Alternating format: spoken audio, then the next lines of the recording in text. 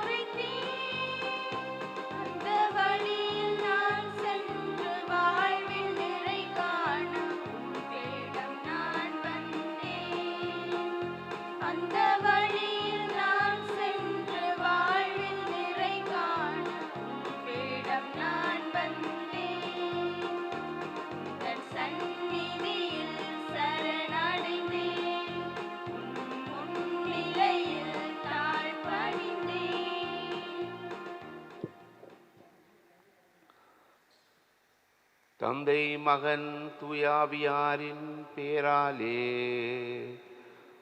ஆமென். நம் ஆண்டவராகிய இயேசு கிறிஸ்துவின் அருளும் கடவுளின் அன்பும் தூய ஆவியாரின் நட்புறவும் உங்கள் அனைவரோடும் என்றும் இருப்பதாக. அன்புமிக்க சகோதரங்களே, மீண்டுமாக ஆண்டவருடைய இந்த பிரசன்னத்திலே நாம் அனைவரும் ஆண்டவருடைய பிள்ளைகளாக ஒன்று கூடி இந்த திருப்பலியிலே கலந்து கொண்டு இறையாசி பெறுவதற்காக இங்கு வந்திருக்கின்றோம். ஆண்டவரை புகழுவோம், போற்றுவோம்.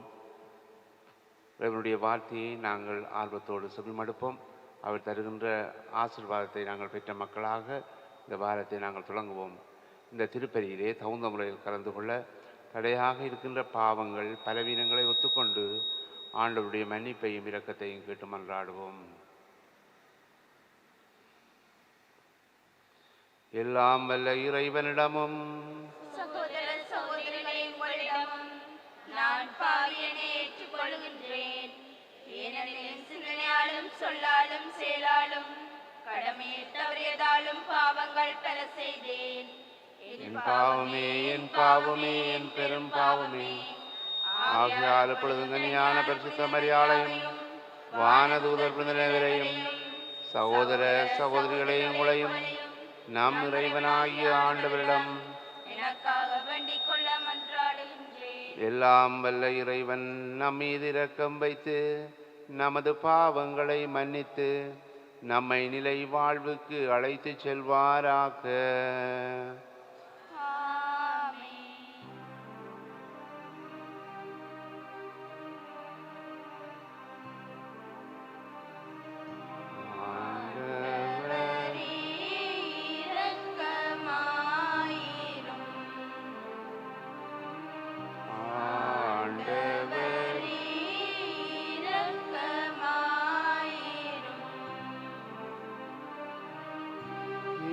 Cristo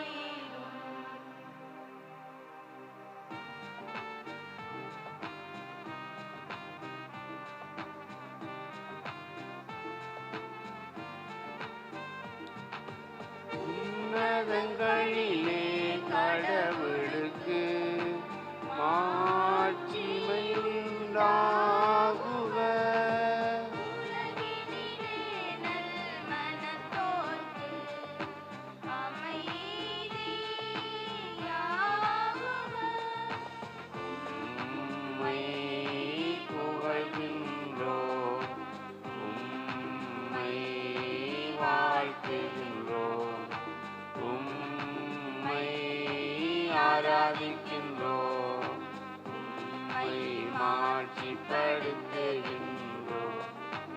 உமது மேலான மாட்சியின் பொருட்டு உமக்கு நன்றி கூறுகின்றோம். ஆண்டவராகிய இறைவா, வானுலக அரசரே, எல்லாம் வல்ல தந்தையாகிய இறைவா, ஒரே மகனாய் உதித்த ஆண்டவர் இயேசு கிறிஸ்துவே, ஆண்டவராகிய இறைவா, இறைவனின் செம்மறியே, தந்தையின் திருமகனே, தந்தையின் திருமகனே, உலகின் பாவங்களை போக்குபவரே, எங்கள் மேல் இரக்கமாயிரும். உலகின் பாவங்களை போக்குபவரே, எங்கள் மன்றாட்டை ஏற்றருளும். தந்தையின் வலப்பக்கம் வீற்றிருப்பவரே, எங்கள் மேல் இரக்கமாயிரும். ஏனெனில் இயேசு கிறிஸ்துவே, நீர் ஒருவரே தூயவர். நீரொருவரே ஆண்டவர், நீரொருவரே உன்னதர்.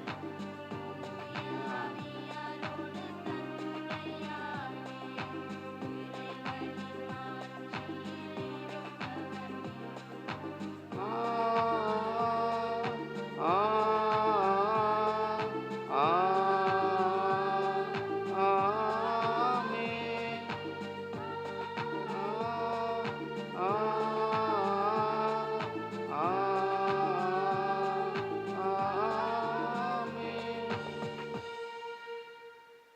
செபிப்போமாக.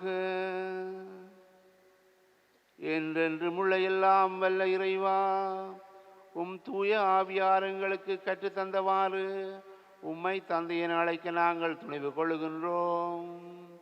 நீர் வாக்களித்த உரிமை பேறான விண்ணக வீட்டுக்கு நாங்கள் வந்து சேரும்படி நீர் தேர்ந்து கொண்ட மக்களுக்குரிய மனப்பான்மையை எங்கள் இதயங்களில் பொழிந்தருள்வீராக. உம்மோடு தூய ஆவியாரின் ஒன்றிப்பில் இறைவனாக என்றென்றும் வாழ்ந்து ஆட்சி செய்கின்ற எங்கள் ஆண்டவருடைய திருக்குமாரனுமாகிய கிறிஸ்து வழியாக உம்மை மன்றாடுகின்றோம். அவ்வுணவினால் வலிமையடைந்த எலியா 40 பகலும் 40 இரவும் நடந்து ஒரேபு என்ற கடவுளின் மலையை அடைந்தார். அரசர்கள் முதல் நூலில் இருந்த வாசகம், அதிகாரம் 19, இறைவசனங்கள் 4 தொடக்கம் 8 முடிய. அந்நாள்களில் எலியா பாலை நிலத்தில் ஒரு நாள் முழுவதும் பயணம் செய்தார். அங்கே ஒரு சூரை செடியின் அடியில் அமர்ந்து கொண்டு தாம் சாக வேண்டுமென பின்வருமாறு மன்றாடினார். ஆண்டவரே, நான் வாழ்ந்தது போதும், என் உயிரை எடுத்துக்கொள்ளும். நான் என் மூதாதையரை விட நல்லவன் அல்ல. பின்னர் அச்சூரை செடியின் அடியில் அவர் படுத்துறங்கினார். அப்போது வானதூதர் அவரை தட்டி எழுப்பி, எழுந்து சாப்பிடு என்றார். அவர் கண் விழித்து பார்க்கையில், இதோ தணலில் சுட்ட ஒரு அப்பமும் ஒரு குவளையில் தண்ணீரும் தம் தலைமாட்டில் இருக்க கண்டார். அவற்றை அவர் உண்டு பருகிய பின் திரும்பவும் படுத்து கொண்டார். ஆண்டவரின் தூதர் 2ஆம் முறை வந்து அவரை தட்டி எழுப்பி, எழுந்து சாப்பிடு, ஏனெனில் நீ நீண்ட நேரம் பயணம் செய்ய வேண்டும் என்றார். அப்பொழுது அவர் எழுந்து உண்டு பருகினார். அவ்வுணவினால் வலிமையடைந்த அவர் 40 பகலும் 40 இரவும் நடந்து ஒரேபு என்ற கடவுளின் மலையை அடைந்தார். இது ஆண்டவர் வழங்கும் அருள்வாக்கு. இறைவனுக்கு நன்றி. ஆண்டவர் எத்துணை இனியவர் என்று சுவைத்து பாருங்கள். ஆண்டவர் எத்துணை இனியவர் என்று சுவைத்து பாருங்கள். ஆண்டவர் துணை இனியவர் என்று சுவைத்து பாருங்கள். ஆண்டவரை நான் காலமும் போற்றுவேன். அவரது புகழ் எப்பொழுதும் என் நாவில் ஒலிக்கும். நான் ஆண்டவரை பற்றி பெருமையாக பேசுவேன். எளியோர் இதை கேட்டு அக்களிப்பர். ஆண்டவர் துணையினியவர் என்று சுவைத்து பாருங்கள். என்னுடன் ஆண்டவரை பெருமைப்படுத்துங்கள். அவரது பெயரை ஒருமிக்க மேன்மைப்படுத்துவோம். துணை வேண்டி நான் ஆண்டவரை மன்றாடினேன். அவர் எனக்கு மறுமொழி பகர்ந்தார். எல்லா வகையான அச்சத்தில் நின்றும் அவர் என்னை விடுவித்தார். ஆண்டவர் துணையினியவர் என்று சுவைத்து பாருங்கள். அவரை நோக்கி பார்த்தோர் மகிழ்ச்சியால் மெலிந்தனர். அவர்கள் முகம் அவமானத்திற்கு உள்ளாகவில்லை. இந்த ஏழை கூவி அழைத்தேன். ஆண்டவர் அவனுக்கு செவி சாய்த்தார்.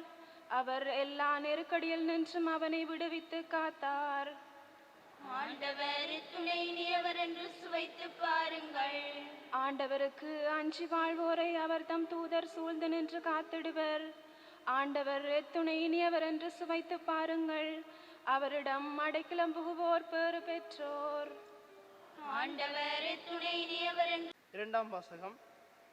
கிறிஸ்து உங்களிடம் அன்பு கூர்ந்தது போல நீங்களும் அன்பு கொண்டு வாழுங்கள். திருத்தூதர் பவுல் எபேசியருக்கு எழுதிய திருமுகத்திலிருந்து வாசகம். அதிகாரம் 4 இறைவசனங்கள் 30, அதிகாரம் 5 இறைவசனம் 2. சகோதர சகோதரிகளே, கடவுளின் தூய ஆவியார்க்கு துயரம் வருவிக்காதீர்கள். மீட்பு நாளை முன்னிட்டு உங்கள் மீது பொறிக்கப்பட்ட முத்திரையாக அவர் இருக்கிறார். மனக்கசப்பு, சீற்றம், சினம், கூச்சல், பழிச்சொல் எல்லாவற்றையும் தீமை அனைத்தையும் உங்களை விட்டு நீக்குங்கள். ஒருவருக்கொருவர் நன்மை செய்து பரிவு காட்டுங்கள். கடவுள் உங்களை கிறிஸ்து வழியாக மன்னித்தது போல நீங்களும் ஒருவரை ஒருவர் மன்னியுங்கள். ஆகவே நீங்கள் கடவுளின் அன்பார்ந்த பிள்ளைகளாய் அவரை போல் ஆகுங்கள்.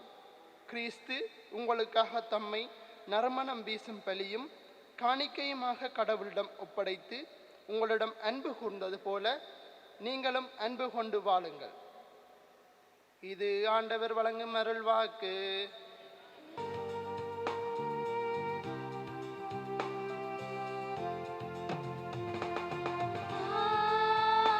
அல்லேலூயா, அல்லேலூயா, அல்லேலூயா, அல்லேலூயா,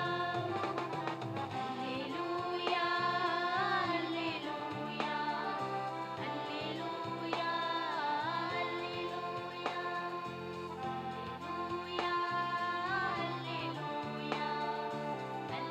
அல்லேலூயா, அல்லேலூயா, விண்ணகத்திலிருந்து இறங்கி வந்து வாழ்வு தரும் உணவு நானே. இந்த உணவை எவராவது உண்டால் அவர் என்றுமே வாழ்வார். அல்லேலூயா, அல்லேலூயா, அல்லேலூயா, அல்லேலூயா, அல்லேலூயா. ஆண்டவர் உங்களோடு இருப்பாராக. ஆன்மாவோடும் இருப்பாராக. யோவான் எழுதிய நற்செய்தியிலிருந்து வாசகம். ஆண்டவரே, மாட்சி உமக்கே.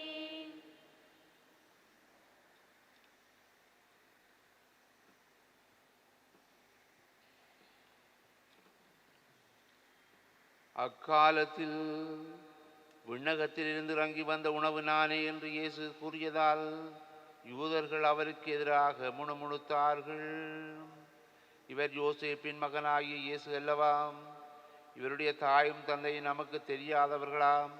அப்படி இருக்க நான் விண்ணகத்திலிருந்து இறங்கி வந்தேன் என இவர் எப்படி சொல்லலாம் என்று பேசிக்கொண்டார்கள். இயேசு அவர்களை பார்த்து கூறியது, உங்களிடையே முணுமுணுக்க வேண்டாம். என்னை அனுப்பிய தந்தை ஈத்தால் ஒழிய எவரும் என்னிடம் வர இயலாது. என்னிடம் வருபவரை நானும் இறுதி நாளில் உயிர்த்தெழச் செய்வேன்.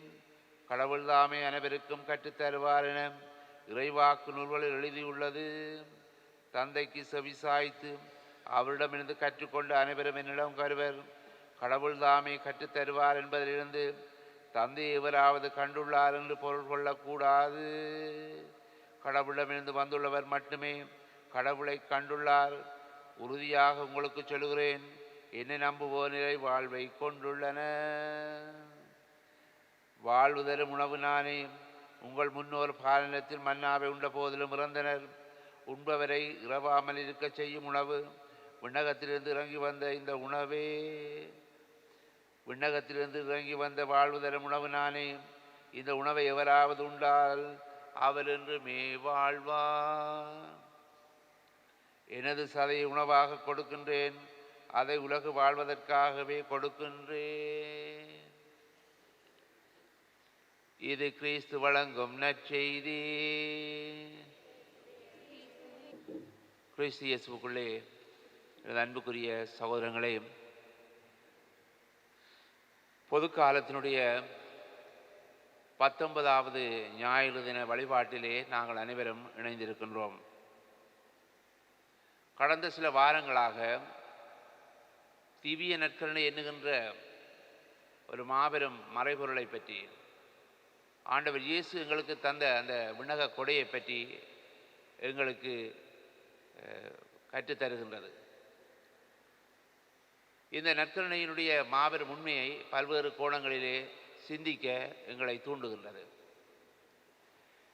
17வது பொதுக்காலத்தினுடைய 17வது ஞாயிறு தின திருப்பலியிலே எங்களுக்கு தரப்பட்ட வாசகங்களாக இயேசு 5 அப்பங்களையும் 2 மீன்களையும் எடுத்து 5000 பேருக்கு கொடுத்ததை, அவர்களுக்கு உணவளித்ததை நாங்கள் வாசிக்க கேட்டோம். அதில் இருக்கக்கூடிய முக்கியமான ஒரு உண்மையை பற்றி சொல்லுவதென்றால், பகிர்ந்தளித்தால் வாழ்வு உண்டு.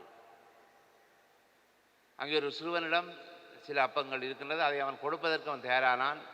அங்கே அற்புதங்கள், புதுமைகள் நடைபெறுகிறது. எங்களுடைய வாழ்க்கையிலே நாங்கள் எங்களிடம் இருக்கின்றவற்றை மற்றவர்களோடு பகிர்ந்து கொள்வதற்கு தயாராக இருந்தால் இந்த உலகத்திலே அற்புதங்கள், புதுமைகள், வல்ல செயல்கள் நடைபெறும் என்கின்ற அந்த உண்மையை நாங்கள் கற்றுக்கொள்ளலாம். கடந்த வாரம் 18வது வாரத்திலே நாங்கள் வாசிக்க கேட்ட வாசகங்களிலே இயேசு சொல்லுவார் அடிக்கடி, வாழ்வு தரும் உணவு நானே. என்னை உண்பவர்கள் அவர்கள் இறக்க மாட்டார்கள். இறப்பு என்பதில் இன்றைய நாள் வாசகத்திலும் கூட அந்த உண்மைகள் வெளிப்படுகின்றன. வாழ்வு தருகின்றவராக அவரை உண்கிறவர்களுக்கு வாழ்வு இருக்கும். ஆகவே அவரை நாங்கள் நாடுகின்ற மக்களாக இருக்க வேண்டும். அவரை தேடி நாங்கள் அவருடைய தருகின்ற கற்பனைகளின்படி, கட்டளைகளின்படி நடந்து அவரை உண்ணுகின்ற பொழுது எங்களுக்குள்ளே வாழ்வு இருக்கும் என்கின்ற அந்த உண்மையை சென்ற வாரத்திலே நாங்கள் அறிந்து கொண்டோம். ஆகவே அன்புமிக்க சகோதரங்களுடைய வாழ்க்கையிலே முந்த ஆண்டவர் இறையரசினுடைய நலன்களை நாங்கள் தேடி அவருடைய அருளையும் ஆசிரியையும் நாங்கள் பெற்றுக்கொள்ள வேண்டும். வாழ்வு பெற்ற மனிதர்களாக வாழ வேண்டும் என்பதுதான் ஆண்டவருடைய திருவிழமாக இருக்கிறது. நாங்கள் சாவது ஆண்டவருடைய விருப்பம் அல்ல. வாழ்வு பெற்ற உயிருள்ள மனிதர்களாக நாங்கள் ஒவ்வொருவரும் இருக்க வேண்டும் என்ற அந்த உண்மை எங்களுக்கு தரப்பட்டது. இன்றைய நாளிலே அன்புமிக்க சகோதரங்களே, இந்த உணவானது எங்களுடைய பயணத்துக்காக தரப்பட்ட உணவாக நாங்கள் கொள்ள வேண்டும். இது ஒரு பயண உணவாக இருக்கிறது. எங்களுடைய வாழ்க்கையிலே பிரியமானவர்களே, நாங்கள் பலவிதமான சவால்களை, போராட்டங்களை, தடைகளை நாங்கள் எதிர்கொள்ளுகிற பொழுது இந்த உணவானது எங்களுக்கு சக்தி தருகின்ற மருந்தாக அமைகிறது, எங்களுக்கு பலன் தருகின்ற உணவாக அமைகிறது என்பதை இன்றைய வழிபாட்டு இந்த வாசகங்கள் வழியாக நாங்கள் அறிகின்றோம். புனித அன்னை தெரேசாவினுடைய வாழ்க்கையிலே நாங்கள் அறிந்து கொள்கிறோம். அவள் இந்த உலகத்திலே வாழ்ந்தபோது நடமாடுகின்ற ஒரு புனிதையாக அவள் வர்ணிக்கப்பட்டாள். அவள் வழியாக பல நல்ல செயல்கள் இந்த உலகத்தில் நடைபெற்று கொண்டிருந்தது. அனாதைகள், கைவிடப்பட்டவர்கள், தொழுநோயாளிகள் என்று சொல்லி அவர்கள் எல்லாவற்றையும் எடுத்து அவர்களுக்கு வாழ்வினுடைய அர்த்தத்தை சொல்லிக் கொடுத்தவள். பல்வேறு விதமான நிறுவனங்களை நிறுவி அதை நிர்வகித்தவள். இந்த ஒரு வயது போன ஒரு பெண்ணாக இருந்து கொண்டு எவ்விதமாக இந்த விதமான காரியங்களை செய்கிறாள் என்று அறிவதற்கு பலர் ஆர்வப்பட்டார்கள். அந்த நாட்டினுடைய தலைவர் ஒரு முறை அவரை போய் சந்தித்து, அன்னை தெரேசாவை சந்தித்து எல்லாவற்றையும் பார்த்து அதிசயித்தவராக, இவ்வளவற்றையும் செய்கிறதுக்கு உங்களுக்கு சக்தி எங்கிருந்து வந்தது என்று சொல்லி கேட்ட பொழுது, அன்னை தெரேசா அவளை நற்கருணை ஆலயத்துக்கு அழைத்து சென்று அந்த நற்கருணை ஆண்டவரை காட்டி, இவரிடமிருந்துதான் நான் சக்தியை பெறுகின்றேன் என்று சொல்லி சொன்னாள். பலவிதமான தடைகள், போராட்டங்கள், எதிர்ப்புகள் மத்தியிலே அவள் விதமான பணிகளை செய்ததற்கு காரணம் ஆண்டவர் இயேசு இந்த திவ்ய நற்கருணை தந்த சக்திதான் என்பதை அவள் அந்த வேளையிலே உணர்த்தினாள்.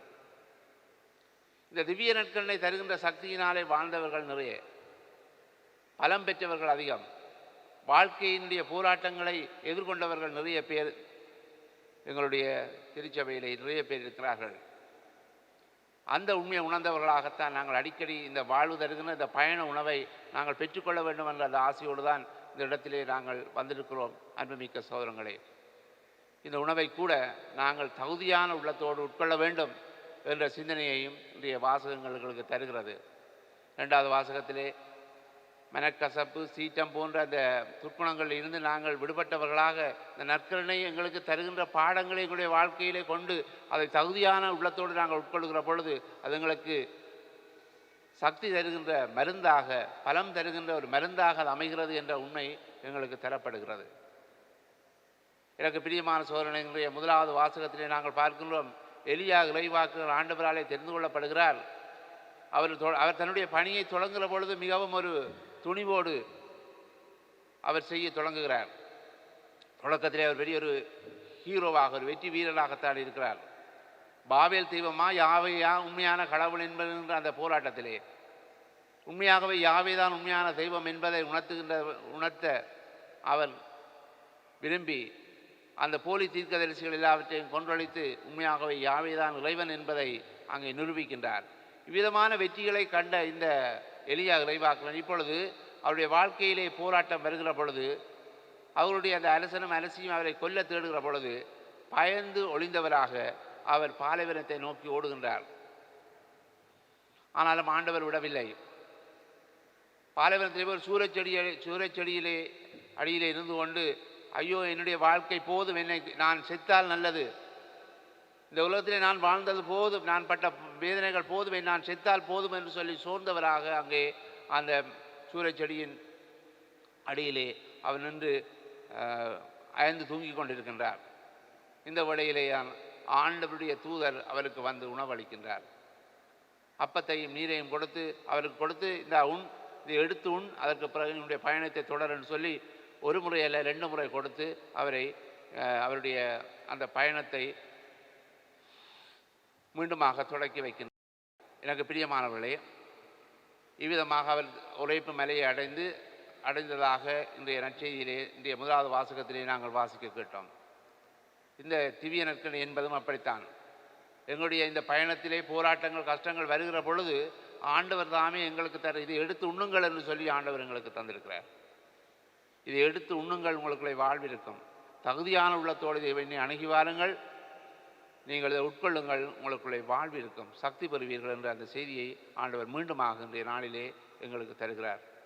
நானே வாழ்வு தருகின்ற உணவு என்று இயேசு ஆண்டவர் சொல்லி இந்த நற்செய்தியினுடைய கடைசி பகுதியில் சொல்லுவார், அதை உலகு வாழ்வதற்காகவே கொடுக்கின்றேன், உலகு வாழ்வதற்காக கொடுக்கிறேன் என்று சொல்லுவார்.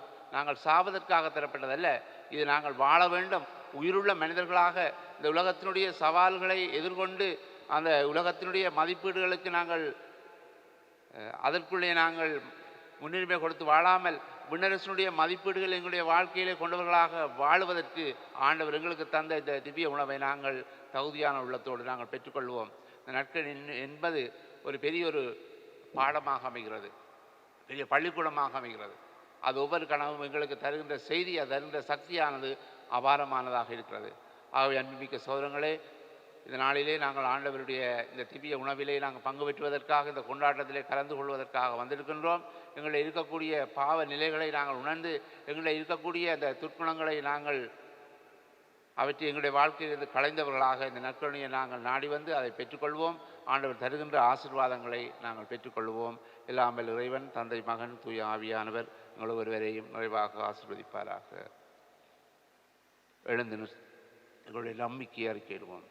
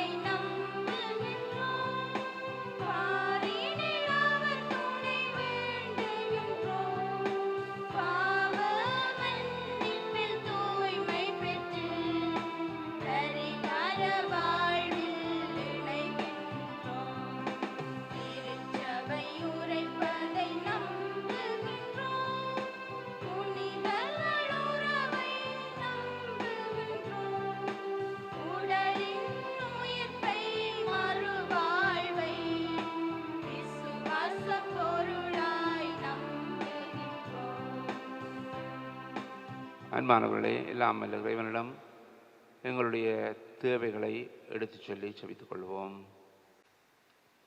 வாழ்வு தருபவராம் இறைவா, விண்ணக உணவாகிய கிறிஸ்துவில் வலிமை பெற்று உமது மந்தையை அருள்வாழ்வில் வழிநடத்தும் ஆற்றலை எம் திருத்தந்தை, ஆயர்கள், குருக்கள், துறவரத்தார் அனைவருக்கும் தந்தருள வேண்டுமென்று இறைவா உம்மை மன்றாடுகின்றோம். ஆண்டவரே, எங்கள் மன்றாட்டை கேட்டருளும். பரி உள்ளவராம் இறைவா, உலகிற்கு வாழ்வளிக்கும் உணவாக நீர் அனுப்பிய உமது திருமகன் இயேசுவை உலக மக்கள் அனைவரும் சுவைத்து மகிழுமாறு திறந்த மனதோடு உண்மையை தேடும் எண்ணத்தை மானிடர் அனைவருக்கும் அளிக்க வேண்டுமென்று இறைவா உம்மை மன்றாடுகின்றோம். ஆண்டவரே, எங்கள் மன்றாட்டை கேட்டருளும். வாழ்வின் ஊற்றாம் இறைவா, எங்களுக்காக விண்ணகத்தில் இருந்து இறங்கி வந்த உணவாகிய இயேசுவில் முழுமையான நம்பிக்கை கொண்டு நிலைவாழ்வின் பேறு பலன்களை பெற்று மகளும் வரத்தினை பங்கு தந்தை, அருட்சகோதரிகள், பங்கு மக்கள் அனைவருக்கும் தர வேண்டுமென்று இறைவா உம்மை மன்றாடுகின்றோம். ஆண்டவரே, எங்கள் மன்றாட்டை கேட்டருளும்.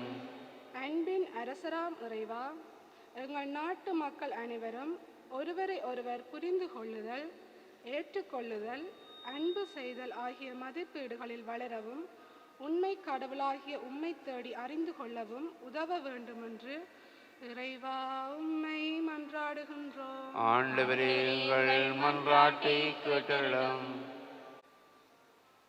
எங்களை அச்சுறுத்தி கொண்டிருக்கின்ற கொரோனாவினுடைய பிடியிலிருந்து ஆண்டவர் தாமே தம்முடைய வல்லபகரத்தால் எங்களை விடுவித்து பாதுகாக்க வேண்டும் என்று இதிலே சிக்கொண்டு பல்வேறு விதமான இன்னல்களுக்குள்ளாகப்படுகின்ற எங்களுடைய மக்களை ஆண்டவர் தாமே ஆசீர்வதித்து தேற்றியருள வேண்டும் என்று சொல்லி செபித்துக் கொள்வோம். எல்லாம் வல்ல இரக்கமுள்ள இறைவா, உம்முடைய பிள்ளைகளாகிய நாங்கள் பிள்ளைகளுக்குரிய உணர்வோடு உரிமையோடு சமர்ப்பித்த இந்த மன்றாட்டுக்களை உம்முடைய வல்லன்மையால் எங்களுக்கு நிறைவாக பொழிந்தருளும். எங்கள் ஆண்டவரும் உம்முடைய திருக்குமாரனுமாகிய கிறிஸ்து வழியாகவே உம்மை மன்றாடுகின்றோம். ஆமென்.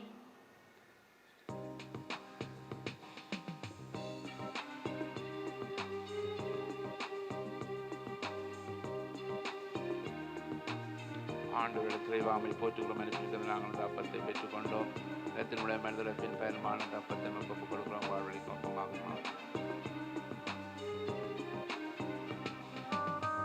ஒன்றுமில்லாது வந்தேன், உள்ளத்தை உனக்கு தந்தேன். அமைதியில்லாத என் மனதினிலே வாழும் உந்தன் நினைவுகளே. ஆண்டவர்களுக்கு இறைவாமை போற்றுகிறோம். நாங்கள் இந்த பெற்றுக்கொண்டோம். காட்சி கொடி மனிதத்தின் நந்தரசத்தை நமக்கு கொடுக்கிறோம். வாழ்வழிக்கும் அனுப்பானமாக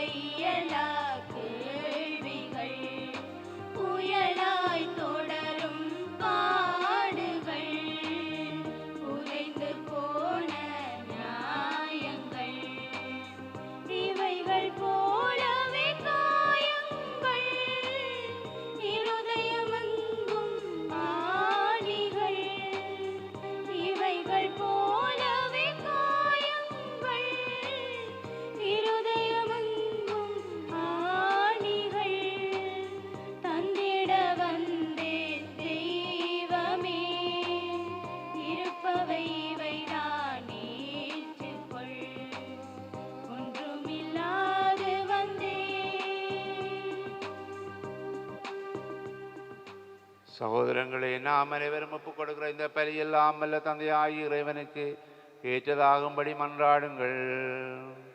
ஆண்டவர் தமது பேரின் புகழ்ச்சிக்காகவும் ஆட்சிக்காகவும் நமது நன்மைக்காகவும் புனித திராவேணத்தின் நலனுக்காகவும் உமது கையிலிருந்து பலியை ஏற்றுக்கொள்வாராக.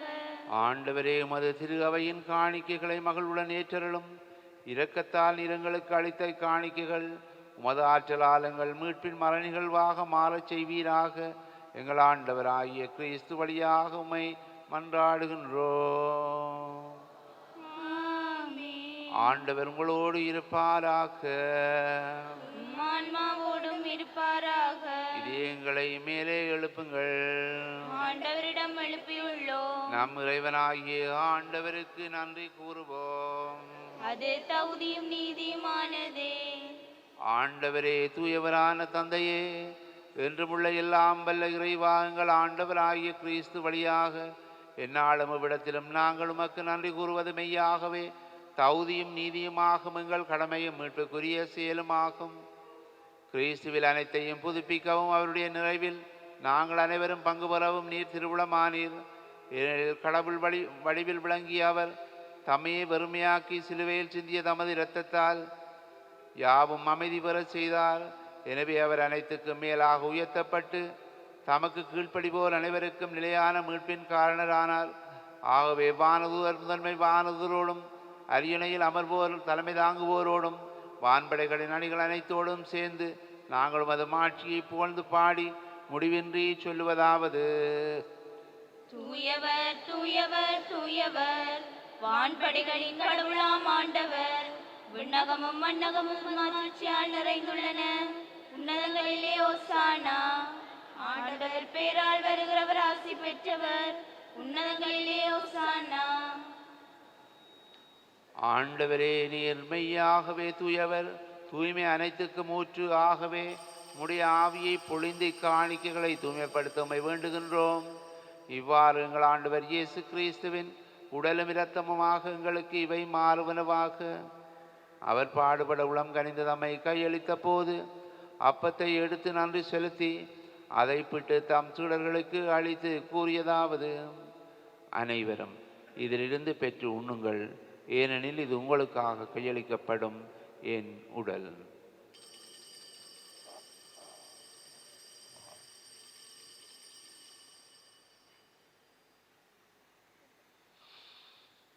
அவ்வண்ணமே இரவு விருந்து அருந்திய பின் கிண்ணத்தையும் எடுத்து மீண்டும் மக்கு நன்றி கூறி தாம் சீடர்களுக்கு அளித்து அவர் கூறியதாவது: அனைவரும் இதிலிருந்து பெற்று பருகுங்கள், ஏனெனில் இது புதிய நிலையான உடன்படிக்கைக்குரிய என் இரத்தத்தின் கிண்ணம். இது பாவ மன்னிப்புக்கென்று உங்களுக்காகவும் பலருக்காகவும் சிந்தப்படும். இதை நினைவாக செய்யுங்கள்.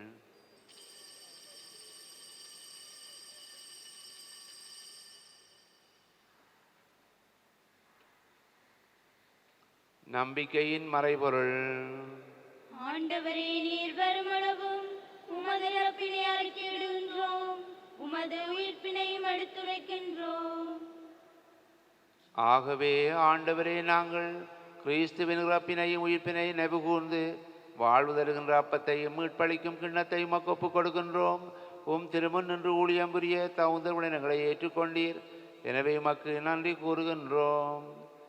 மேலும் கிறிஸ்துவின் உடலிலும் இரத்தத்திலும் பங்கு கொள்ளும் எங்களை தூயாவியார் ஒன்று சேர்க்க வேண்டும் என உம்மை தாழ்மையோடு மன்றாடுகின்றோம்.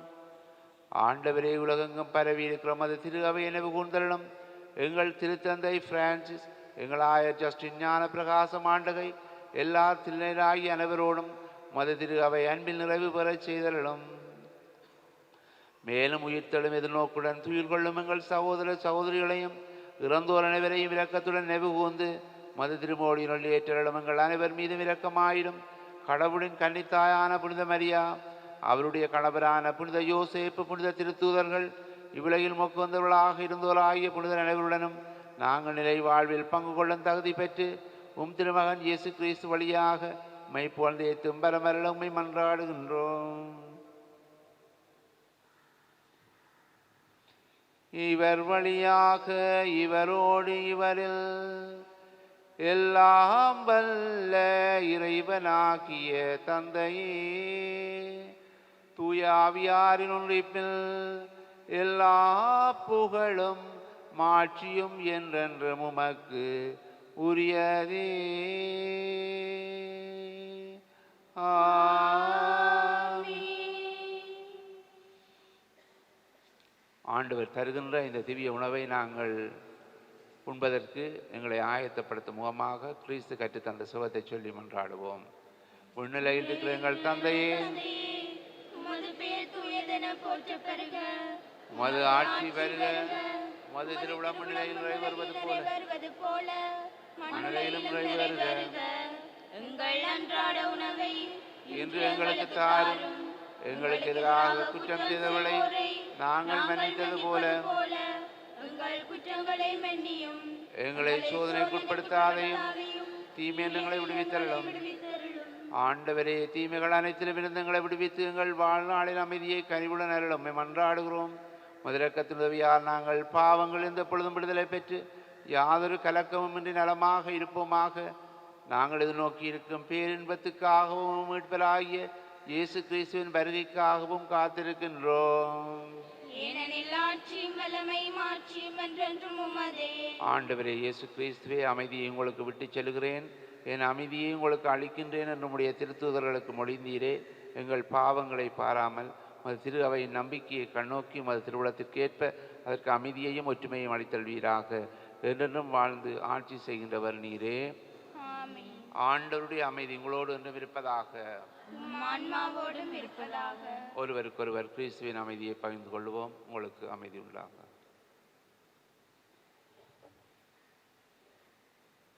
உலகின் பாவங்களை போக்கும் இறைவனின் செம்மறியே, எங்கள் மேல் இரக்கமாயிரும். உலகின் பாவங்களை போக்கும் இறைவனின் செம்மறியே, எங்கள் மேல் இரக்கமாயிரும். உலகின் பாவங்களை போக்கும் இறைவனின் செம்மறியே, எங்களுக்கு அமைதியை அளித்தருளும். இதோ இறைவனின் செம்மறி, இதோ உலகின் பாவங்களை போக்குகின்றவர். செம்மறியானவருடைய விருந்துக்கு அழைக்கப்பெற்ற நாம் அனைவரும் பேறு பெற்றோர். ஆண்டவரே, நீரின் இல்லத்தில் எழுந்தருள நான் தகுதியற்றவள். ஆனால் ஒரு வார்த்தை மட்டும் சொல்லியருளும், எனது ஆன்மா நலமடையும். இயேசு கிறிஸ்துவினுடைய திருவுடலும் இரத்தமும் உம்மை காத்து நித்திய வாழ்வளிப்பதாக.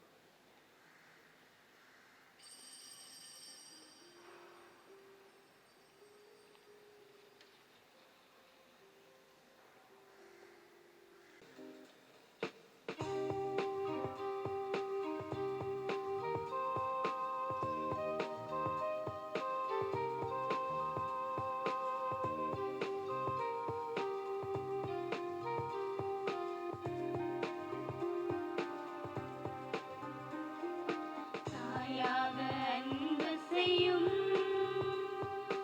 இன்னுயிர் நீதானையா, சீயாக நம்பி வந்தோம் வாழ்வில் ஒளியேற்றவா. தாயாக அன்பு செய்யும் இன்னுயிர் நீதானையா, சீயாக நம்பி வந்தோம் வாழ்வில் ஒளியேற்றவா. கொஞ்சம் தமிழ் மொழி பேசி என்னை தேற்றுவி, கொஞ்சம் தமிழ் மொழி பேசி என்னை தேற்றுவி. இன்று நெஞ்ச மழைக்கீது வருவாய் தேவா. தாயாக அன்பு செய்யும் இன்னுயிர் நீதானையா, சீயாக நம்பி வந்தோம் வாழ்வில் ஒளியேற்றவா.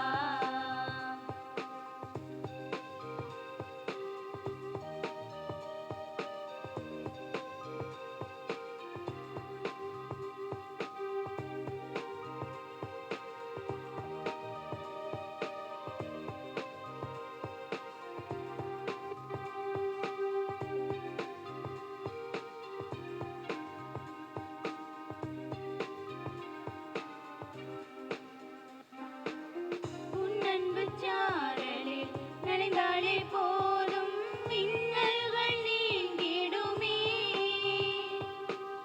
உன் சுவாச காற்றில் கலந்தாலே போதும், நின் வாசல் அடைந்திடுவே.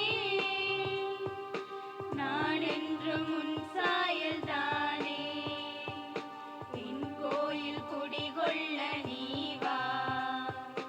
நான் என்றும் உன் சாயல்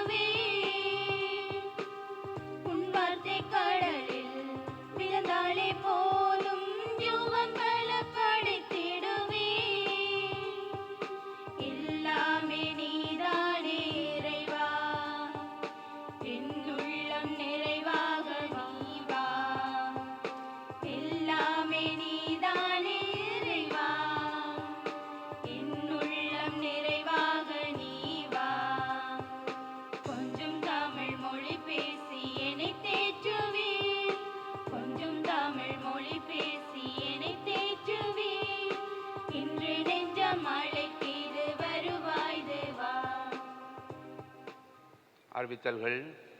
வழிபாடுகளை சிறப்பித்த 4ஆம் வட்டாரத்தினருக்கு எமது நன்றிகளும் பாராட்டுக்களும். இவ்வாறு வழிபாடுகளை சிறப்பிக்க 6ஆம் வட்டாரத்தினரை அன்போடு அழைத்து நிற்கின்றோம். திருவிழா பற்றிய அறிவித்தல். வருகின்ற சனிக்கிழமை நற்கருணை பெருவிழா. எனவே அதற்குரிய வழிபாடுகள் பின்வரும் நேரங்களில் நடைபெறும். முதலாவது வழிபாடு காலை 5 மணிக்கு, காலை 5:30 மணிக்கு 5 மணிக்கு திருச்சிவமாரியோடு ஆரம்பமாகி 5:30க்கு திருப்பலியும் அதனைத் தொடர்ந்து நற்கருணை ஆராதனையும் ஆசீர்வாதமும் இடம்பெறும். இரண்டாவது வழிபாடு காலை 10:30 மணிக்கு அருட்தந்தை லோரன்ஸினுடைய தலைமையிலே நடைபெறும். மூன்றாவது வழிபாடு மாலை 5 மணிக்கு திருச்சிவமாரியோடு ஆரம்பமாகி இந்த வழிபாட்டிலே பக்தி சபையினர்கள் மட்டும் கலந்து கொள்வார்கள். இறை மக்களுடைய எண்ணிக்கையை குறைக்க வேண்டும் என்று சொல்லி எங்களுக்கு திருப்பி எங்களுக்கு அறிவுறுத்தல் வந்து கொண்டிருக்கிறது. எங்களுடைய தலைமைப்பீடத்திலும் இருந்து வந்து கொண்டிருக்கின்றது. ஆகவே இனிவரும் காலங்களிலே நாங்கள் இன்னும் இறுக்கமாகத்தான் கடைப்பிடிக்க வேண்டி வரும். அதனால் இப்போதைக்கு நாங்கள் இந்த திருவிழா பற்றிய ஒரு துண்டு பிரசுரம் ஒன்று உங்கள் எல்லாருடைய குடும்பங்களுக்கும் கிடைக்கக்கூடிய விதமாக செய்திருக்கிறோம். கிடைக்காதவர்கள் இங்கே வந்து எங்களுடைய சக்ரஸ்டியிலே கேட்டு பெற்றுக்கொள்ளவும், அந்தந்த வட்டாரங்கள் இந்த நோவினாவிலே இந்த வட்டாரம் பங்கு பெற்ற முடியும் என்று உங்களுக்கு அதில் போடப்பட்டிருக்கிறது. நீங்கள் உங்களுடைய வட்டாரத்தை நாளிலே மட்டும் வந்து கலந்து கொள்ளுங்கள். திருநாள் திருப்பலிகள் காலை 5 மணிக்கு முதலாவது திருப்பலியும், 6 மணிக்கு 2வது திருப்பலியும், 7 மணிக்கு 3வது திருப்பலியும் மற்றும் 9 மணிக்கு இன்னும் ஒரு திருப்பலியும் ஒப்புக் கொடுக்கப்படும். வருகின்ற செவ்வாய்க்கிழமை 3:30 மணிக்கு முதல் நன்மை பெறவிருக்கின்ற பிள்ளைகளுடைய பெற்றோருக்கான ஒரு கூட்டம் இடம்பெறும். வருகின்ற செவ்வாய்க்கிழமை மாலை 3:30 மணிக்கு முதல் நன்மை இருக்கின்ற பிள்ளைகளுடைய பெற்றோருக்கு ஒரு கூட்டம் இடம்பெறும். தயவுசெய்து பெற்றோர்கள் யாராவது ஒருவராவது வந்து பங்கு பெற்றுங்கள்.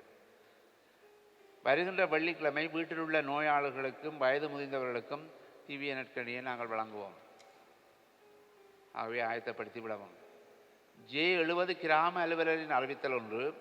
11/8/2021 புதன்கிழமை J70 கிராம அலுவலர் பிரிவைச் சேர்ந்த 60 வயதுக்கு மேற்பட்டவர்களுக்கான 2வது கொரோனா தடுப்பூசி காலை 8 மணிக்கு லோயல்லாஸ் மண்டபத்திலே போட உள்ளதால் 7/7/2021 அன்று தடுப்பூசி பெற்றுக்கொண்ட 60 வயதுக்கு மேற்பட்டவர்கள் தவறாது தமக்கான 2வது தடுப்பூசியை பெற்றுக்கொள்ளும்படியாக தாழ்மையாக கேட்டுக்கொள்கின்றார்.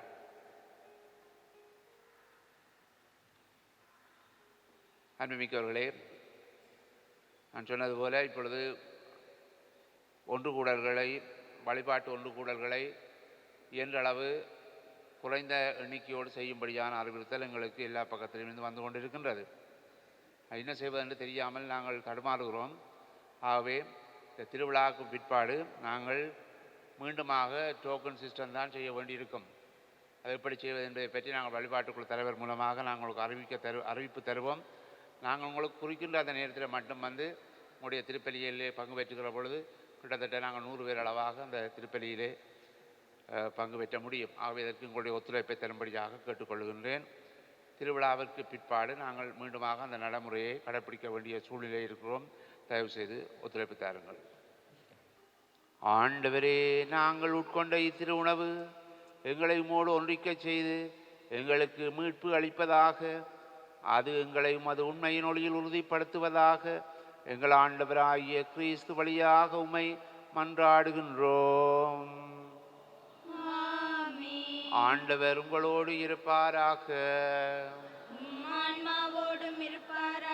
எல்லாம் வல்ல இறைவன் தந்தை, மகன், தூய ஆவியார் உங்கள் அனைவரையும் நிறைவாக ஆசீர்வதிப்பாராக.